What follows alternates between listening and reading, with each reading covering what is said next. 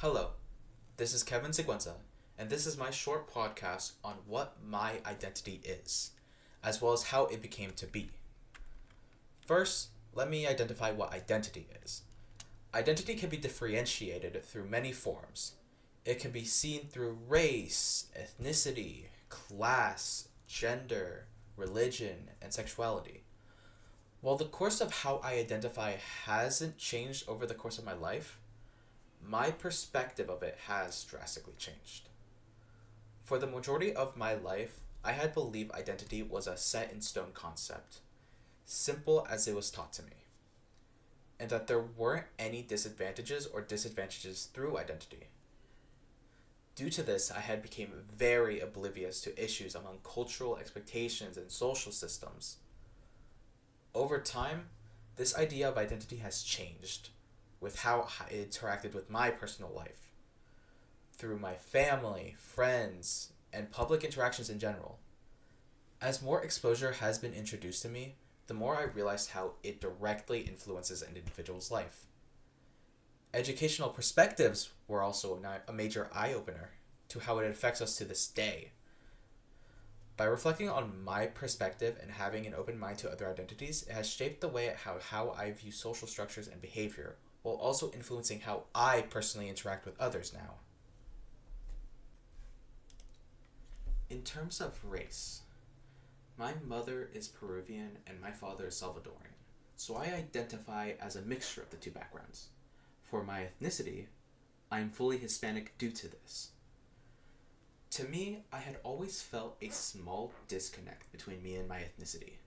I always struggled with speaking Spanish fluently and having different tastes and cultural preferences. I've always had a narrow sight on what a Hispanic should be. And when I was younger, it was down to a checklist. A Hispanic had to speak perfect Spanish, had to follow cultural traditions, had to be able to handle hot spices. These were the types of expectations that I created for myself. With further interactions with family, I have come to understand that I fell into believing stereotypes and trying to fit into this identity. Identity can overall be influenced by where you are born to personal experience and growth surrounding one's identity. And in my case, the only exposure I had to Hispanic culture was through family and relatives. With family and relatives, I would gain most of my experience through their celebrations, and a lot of the topics would be how I don't enjoy the food they usually make, or I don't enjoy the traditions they follow through dance. When it came to my friends, it was more of a joke at a younger age that I wasn't able to speak Spanish well, and I would be teased for this things. By changing my own mindset of what Hispanic should be, I was able to remove that self-doubt that was created from these problems and I redefined my identity of being Hispanic. Then to be proud of the culture I do have. Hispanic stereotypes can deeply affect individuals by causing feelings of rejection and thoughts of outcasting. We can collectively do the change the way stereotypes circulate to uphold inequities. This was a quote from the book Introductions to Women's Gender and Sexuality Studies by L.A.U. Saraswati.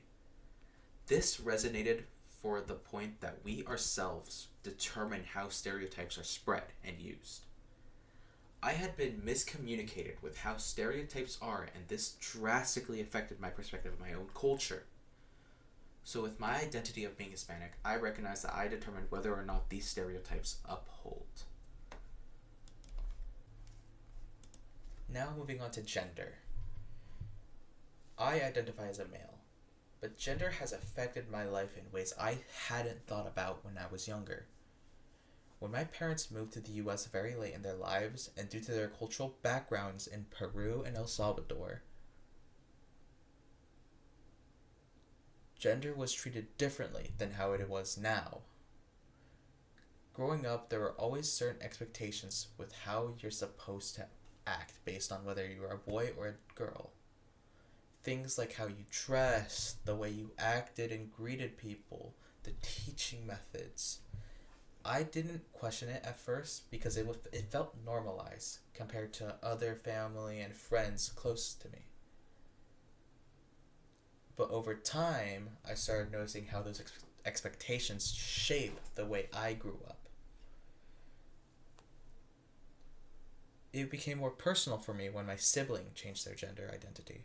Seeing them go through that experience really opened my eyes.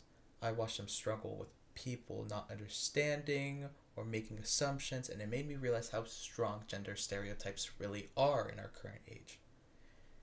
At the same time, I also saw how much happier they were once they started living as their true self.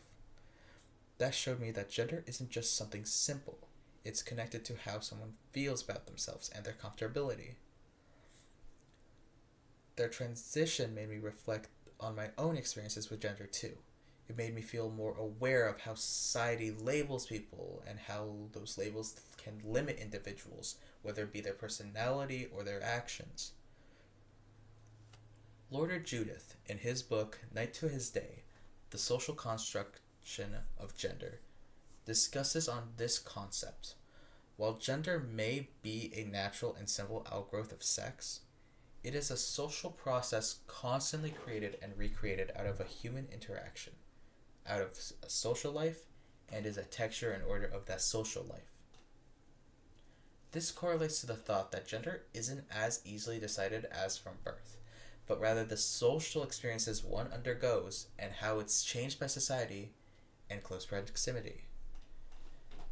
Now applying to my sibling, society guidance allowed them to recognize their own identity and growth from their own life. Overall, gender affects my life not just because of the expectations placed on me, but because of how I've grown from supporting my sibling. It's made me understand how identity shapes every individual. Speaking on religion now, I identify myself as a Christian.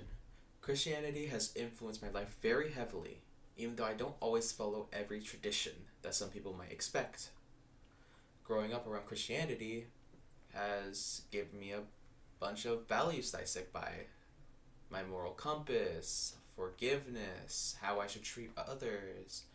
Those values have stuck with me even as my relationship with religion has changed over time. At the same time, I don't always practice Christianity. I don't follow what are considered norms, such as consistently going to Mass or praying every single day. Sometimes I struggle with feeling that I am not enough to be considered a Christian, especially when I compare myself to others in my family who are more outwardly religious. There can be pressure to show your faith in specific ways, like attending church regularly. For me, though, my faith feels more personalized rather than following strict guidance. I believe in God, and I reflect on my beliefs in my own way, even if it doesn't always follow the traditional sense. I think faith can be quiet and eternal, not just something to prove by attendance or constant prayer. Christianity still affects how I make decisions, though, and how I treat others, those values that I've learned previously. But I've learned that my relationship with religion doesn't have to look exactly how it is presented to me. Until relations of power are addressed consistently across social institutions, from families, religion, and the law of media and language, fundamental and sustained socio-political change will remain elusive. This was stated by L.A.U. Saraswati in Section 1 of Introduction to Women's Gender and Sexuality Studies. While this quote implies a variety of media and family stereotypes in a religious perspective, it connects to power in a subtle way as well. Religion often defines what a good Christian looks like, and there can be pressure to follow standards presented. That's a form of social power, and one that I hadn't questioned myself when I was younger. When someone chooses to practice faith more personally rather than strictly following tradition, they're navigating and sometimes resisting those expectations. Overall, Christianity has shaped my values and perspective, even if I don't follow every tradition perfectly. When I think about my race, gender, and religion in the present moment, I realize they're all connected in shaping how I've developed to this point. They affect how I was raised, what I was taught, and how I had grown. My race connects me to the culture and history and tradition that I enjoy. My gender has shaped the expectations people have had for me and how I've had to understand myself. My religion, even though I don't follow every tradition perfectly, has influenced my values and the way I think on my moral compass. That is all for this mini podcast. Thank you for listening.